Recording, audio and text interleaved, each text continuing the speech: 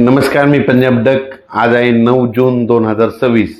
तर महाराष्ट्रातल्या शेतकऱ्याला एक अंदाज देणार आहे.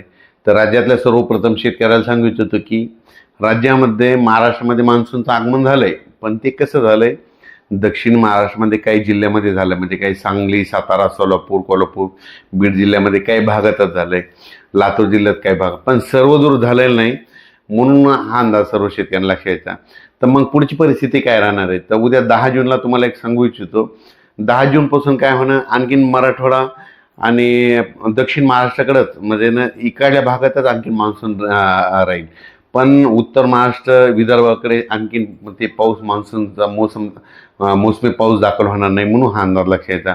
त्याच्यानंतर तुम्हाला एक सांगू इच्छितो, 10, 11, 12पर्यंत आणखीन काय होईल, म्हणजे मराठवाडा आणि दक्षिण महाराष्ट्रामध्ये सातारा, सांगली, सोलापूर, कोल्हापूर, पुणे आणि इकडे मराठवाड्याचे लातूर जिल्हा, बीड जिल्हा, परभणी जिल्हा, नांदेड जिल्हा, धाराशिव, लातूर, हिंगोली ह्यापर्यंतच काय होईल, म्हणजे आणखीन 10, 11, 12, 13पर्यंत पाऊस राहील.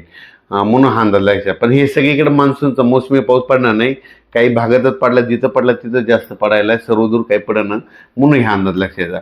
पण त्याच्यानंतर काय झालं, विदर्भातले शेतकऱ्याचे फोन आले. तर मग विदर्भामध्ये आणि उत्तर महाराष्ट्रामध्ये नंदुरबार जिल्हा झालं, धुळे जिल्हा झालं, त्याच्यानंतर विदर्भामध्ये नागपूर, तिकडं म्हणजे काय परिस्थिती राहील, तर त्या शेतकऱ्याला सांगू इच्छितो की काय होणार आहे. म्हणजे 13 तारखेपासून, म्हणजे 13 तारखेपासून 13, 14 ते मग 16, 17, 18पर्यंत मग काय होईल, उत्तर महाराष्ट्र आणि विदर्भाकडे मोसमी पाऊस दाखल व्हायला सुरुवात होईल. पण हे पाऊस सगळीकडे दाखल होणार नाही, कारण की काही काही भागामध्येच दाखल होईल. म्हणजे याच्यामध्ये जास्त असा जोर नाही. काही भागात जिथं पडला तिथं जास्त पडायला आणि काही भागात कमी पडायला आहे, म्हणून एवढा जोर नाही. जिथं ओल झाले तिथंच होणार आहे, काही भाग सोडून देखील देईल. पण हे करत असताना तुम्हाला सांगू इच्छितो की 13, 14, 15च्या दरम्यान मग मुंबईला देखील, नाशिककडे देखील, मुंबईला देखील पाऊस बघायला भेटेल, पुण्याकडे देखील मोसमी पाऊस बघायला भेटेल. नंदुरबार, धुळे जिल्हा, जळगाव जिल्हा, संभाजीनगर जिल्हा, कन्नड ते भाग, त्याच्यानंतर सोयगाव तालुका, त्याच्यानंतर बुलढाणा जिल्हा, अकोला जिल्हा, अमरावती जिल्हा, वर्धा, भंडारा, गोंदिया, चंद्रपूर, यवतमाळ ह्या पट्ट्यामध्ये काय होईल, मग 13च्या नंतर तिकडल्या पट्ट्यामध्ये मोसमी पाऊस बघायला भेटत. पण तो पण सर्वदूर नाही राहणार, काय होणार आहे, काय काय भागातच पडणार आहे. मग शेतकऱ्याला सांगितलं तर याच्यामध्ये काय झालं की आहे, पण थोडा कमजोर आहे. तर शेतकऱ्याला एक विनंती की जमिनीमध्ये जर ओल असेल तरच पेरणीचा निर्णय घ्या, नसता घेऊ नका. मी पहिल्यापासूनच म्हणलं होतं की यावर्षी पेरणीचे 3 टप्पे होणार आहे, एक 7 ते 14मध्ये. मग आता दक्षिण महाराष्ट्र, कोल्हापूर, सांगली तिकडे पाऊस झाला, त्यांच्याकडे ओल असेल तर ते पेरणी करू शकते, समजा की ते त्यांचा निर्णय घेतील. त्याच्यानंतर काय होणार आहे, जूनच्या शेवटच्या आठवड्यात, म्हणजे 20 जून ते 30 जूनमध्ये एक पेरणीचा टप्पा राहील. मग त्याच्यामध्ये देखील महाराष्ट्रामध्ये पाऊस पडणार आहे. आणि त्याच्यामधून जर काही शेतकरी उरले तर 10 जुलै ते 15 जुलैमध्ये पाऊस येईल आणि त्याच्यामध्ये सर्व शेतकऱ्याची पेरणी होणार आहे, म्हणून हा अंदाज. पण उत्तर महाराष्ट्र, खास करून उत्तर महाराष्ट्रातल्या शेतकऱ्याचे काही मिरची लागवड आहे, त्यांच्या विहिरीचे पाणी संपले, मग ते पाऊस येण्याच्या प्रतीक्षेत आहेत.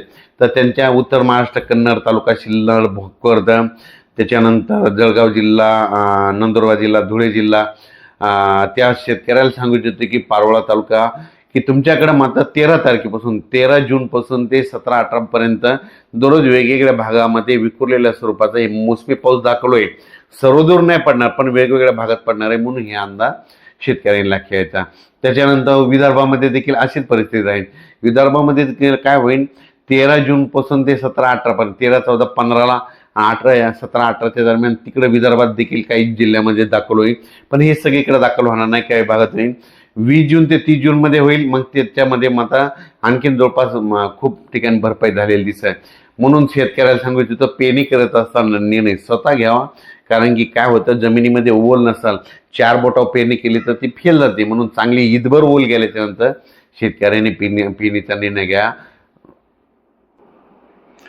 परत एकदा शेतकऱ्याला सांगतो, हे मोसमी पाऊस कसा आहे, दक्षिण महाराष्ट्राकडून आलेला आहे, कर्नाटकमधून आलेला आहे. त्याच्यामुळे काय होईल, ते ह्यामध्ये 10, 9, आज देखील 9, 10, 11, 12पर्यंत काय होणार आहे, सांगली जिल्हा, सोलापूर जिल्हा, पुणे जिल्हा, त्याच्यानंतर बीड जिल्हा, धाराशिव जिल्हा, लातूर जिल्हा, परभणी जिल्हा, नांदेड जिल्हा, हिंगोली जिल्हा, यवतमाळ जिल्हा ह्या परिसरामध्ये काय होईल, जालन्यापर्यंत की हे थोडं बऱ्याच ठिकाणी म्हणजे ह्या 3 दिवसामध्ये 9, 10, 11, 12, 13 बऱ्याच भागामध्ये कव्हर करत, पण काही काही भाग सोडून देखील देईल, काही काही ठिकाणी म्हणतात खूप देखील पडेल, म्हणून हे देखील सर्व शेतकऱ्यांना घ्यायचं. त्याच्यानंतर मात्र 14 पासून देखील मग मुंबई, नाशिक, नंदुरबार जिल्हा, धुळे जिल्हा, जळगाव जिल्हा, बुलढाणा जिल्हा, अकोला जिल्हा, अमरावती, वर्धा, नागपूर, भंडारा, गोंदिया ह्या पट्ट्यात मग काय होईल म्हणजे विदर्भ, उत्तर महाराष्ट्र, मुंबई, नाशिक, सिन्नर ह्या पट्ट्यामध्ये काय होईल मग 14च्या नंतर बऱ्याच ठिकाणी मान्सून दाखल झालेली दिसत. पण याची व्याप्ती खूप नाही, काही भागातच पडेल, काही भाग देखील कमी राहील. मग याच्यामधून जिथं नाही जर झाला तर तिथं 20 जून ते 30 जूनमध्ये परत एकदा पाऊस येणार आहे, मग तिथं त्या ठिकाणी पाऊस येईल. आणि त्याच्यामधून जर काही शेतकरी उरले तर मग 10 जुलै ते 15 जुलैमध्ये एक पाऊस येईल आणि त्याच्यामध्ये सर्व शेतकऱ्याच्या पेरण्या होतील. अचानक वातावरण बदल झाला तर लगेच एक शेतीला जाईल. धन्यवाद.